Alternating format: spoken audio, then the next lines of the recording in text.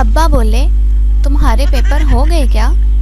शीदा बोला, जी नतीजा भी निकल आया है। अब्बा बोले, तो तुमने मुझे बताया क्यों नहीं? शीदा बोला, नई किताबों की जरूरत ही नहीं पड़ी।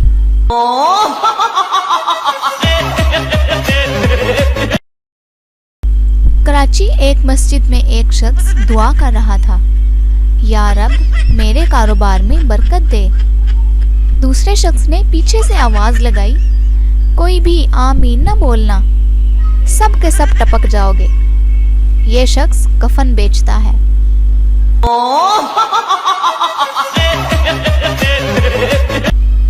लड़कियां जराबे भी मैचिंग के साथ पहनती हैं। आज पिंक पहनी है, कल काली पहनूंगी।